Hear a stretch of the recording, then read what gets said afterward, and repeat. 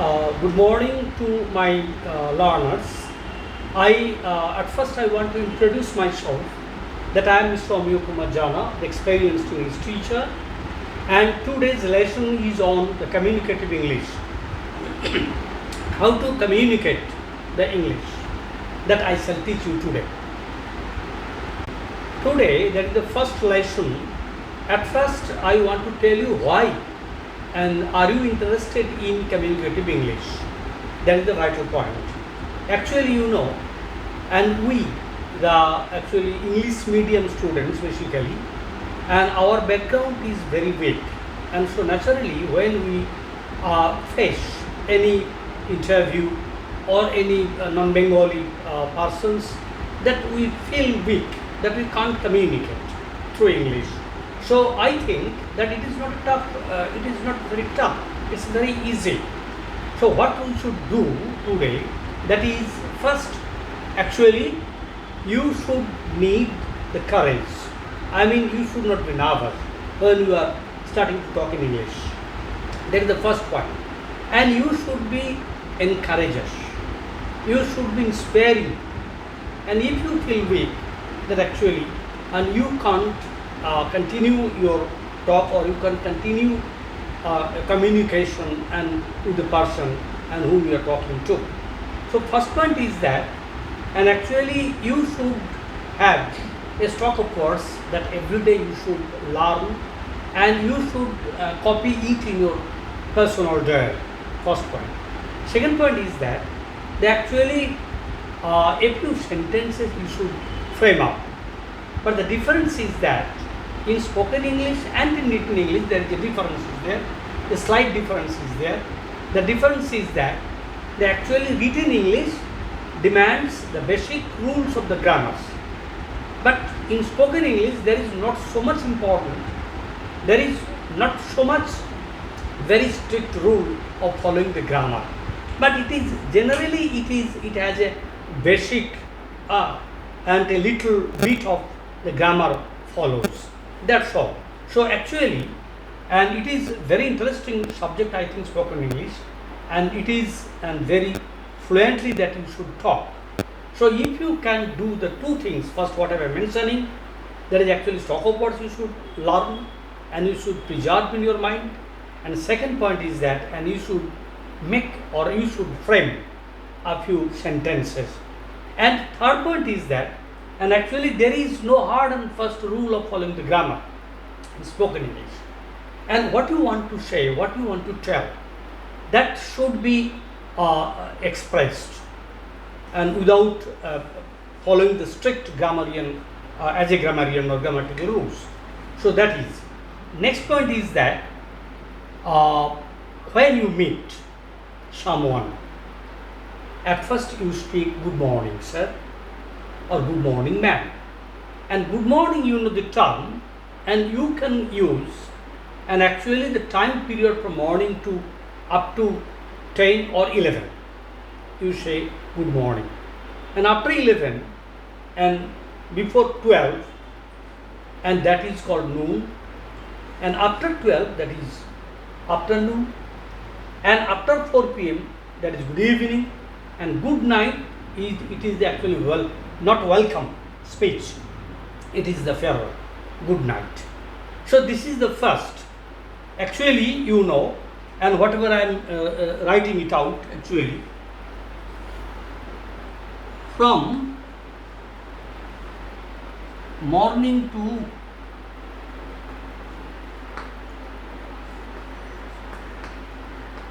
approx 6 a.m. to 11 good morning.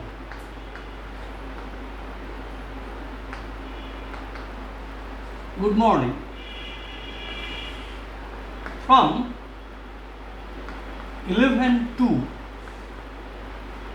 12 or before 12 is equal to good noon.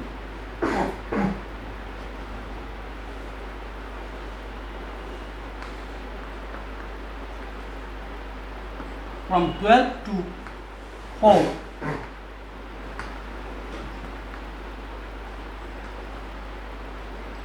Good afternoon. From 4 onwards to 8 or 9 p.m. is equal to good evening.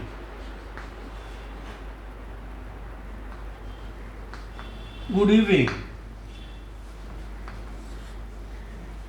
Only at the time of departure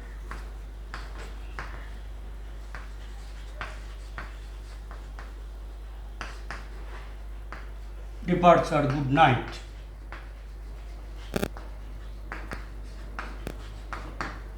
So these 5 points the students or the learners must acknowledge, must think of it when you first meet someone. When you meet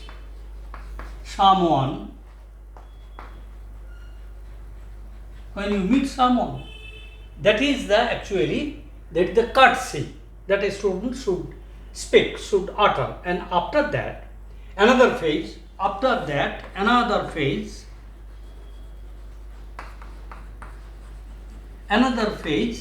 some questions, some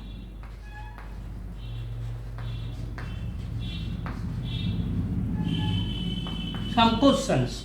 For example,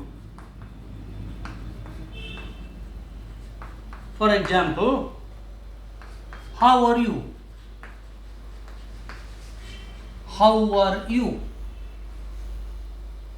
And next, how are you? And next, how do you do? So at first, after the salutations or after this, and next point is that how are you or how do you do? So the answer will come and from the opposition and whom you are talking to, and next proceedings and what matter, what subject, and depending on the subject or depending on the matter, and that is the sentences will be framed up. So this is the very vital points at the beginner for the beginners. Next point,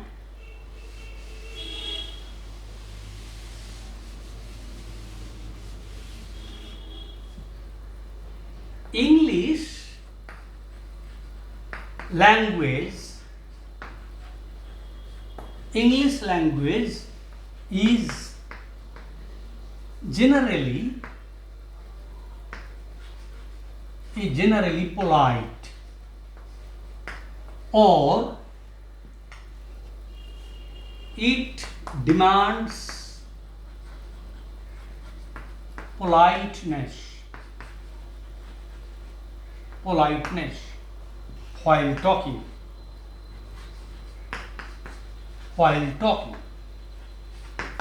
Actually, when we talk, or when you start to talk to someone,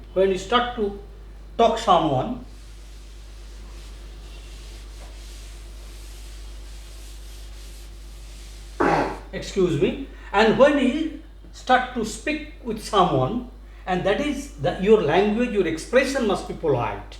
And for that politeness, please, the word please is very important. The word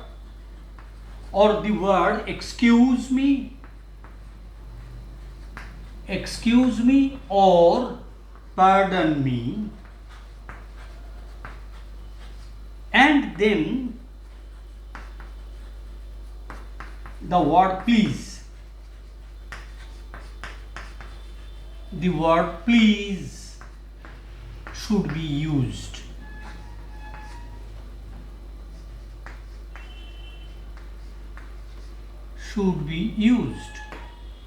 So this is very important. Excuse me. When a person or when you just want to talk someone or want to knock someone, at the beginning, definitely you must express excuse me, sir, or pardon me, sir, and then please, the word please, if you don't mind, or if you don't mind,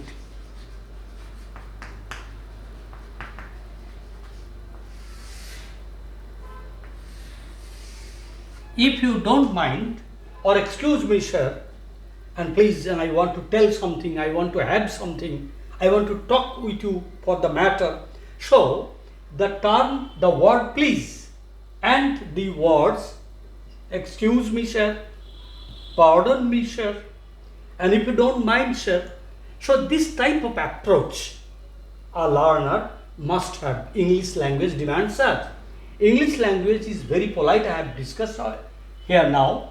So please and these are the words and which help to bring the politeness. Next point is that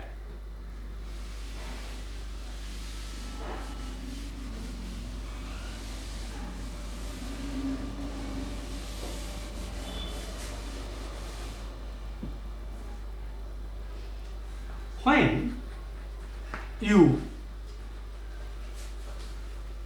request someone,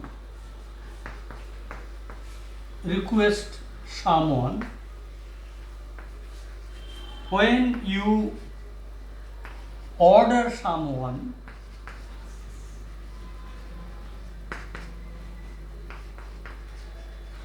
polite, commanding,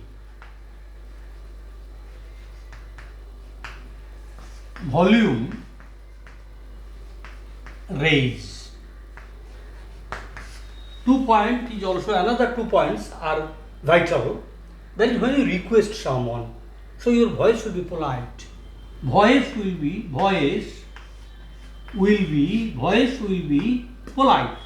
When you order someone, commanding, that is volume raise. You do it. You should do it. And when please you do it. So the voice and must depends and on the two matters. This is also very vital when you start to talk someone that is going spoken English. Next point is that actually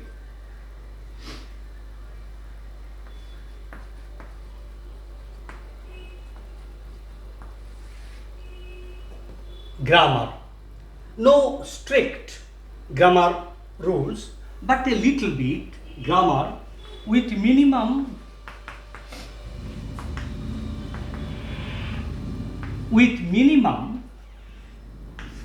grammar with minimum. Actually, you know, a sentence should have two vital organs such as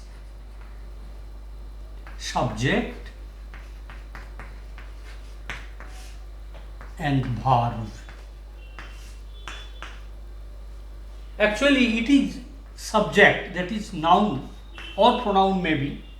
Verb means that is execution, execute. So without verb or without subject, a sentence cannot be complete. Understand? I go. If I omit I, go is not a sentence. It cannot be a sentence. If I write go or I only, no verb is there, it's incomplete sentence. Or if I write I go to college, that is this portion is object. So 3, 1, 2 and 3. So this sentence structure is vital. Without it, no written English can be done and also spoken can be done, because verb needs subject needs verb, and subject actually needs object. Of course, object is needful, but it may not needful. For example, if I go, definitely it's a sentence, no object is there. Or if I say I go to college, definitely the object fulfills the meaning. Understand it? So naturally, sentence structure, sentence formation is vital. Without sentence, we can't continue, communicate and with the persons. So sentence is a linker. You know, a sentence I plus go plus to plus college. So these are the weapons or these are the organs, and they both join and they frame a sentence. So when you communicate, you try to communicate with someone, definitely it needs, that is the structure. So structure of point, it is essential. Actually, and what I am telling you, actually the sentence structure of the sentence. So three parts: subject, verb and object. For example, I go to college. So I is a subject, go is verb, college is object, and it's a linker. Linker, linker. Okay, and next I shall give you another a lot of examples. For example, 2. He works hard. They are bathing in the pond.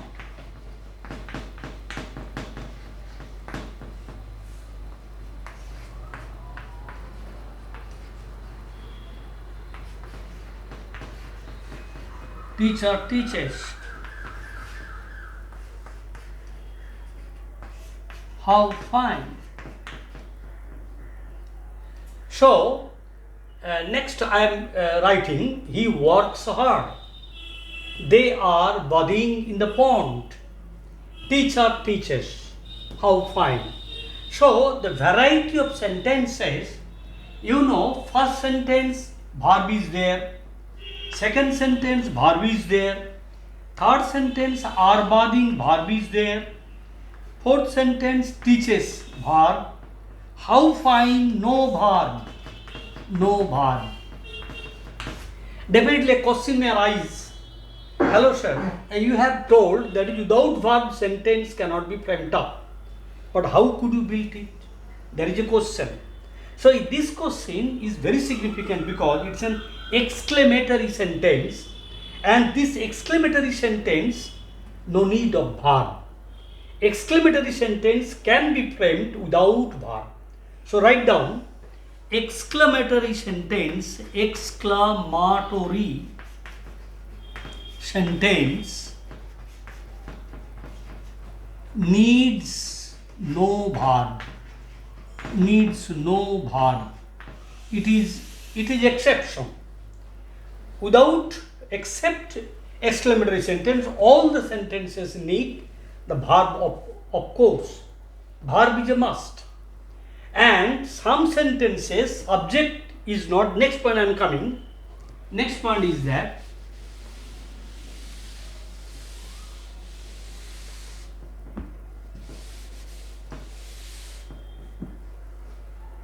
go. 1, 2. Please do. Don't do so.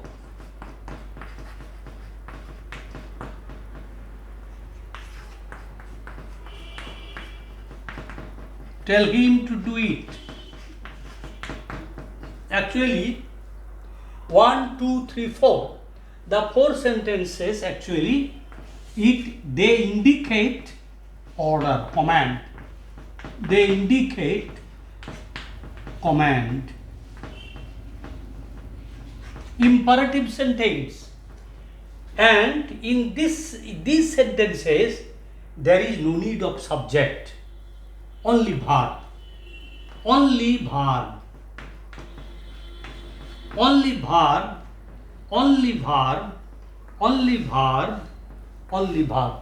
No subject. No. Subject is omitted because it's imperative sentence.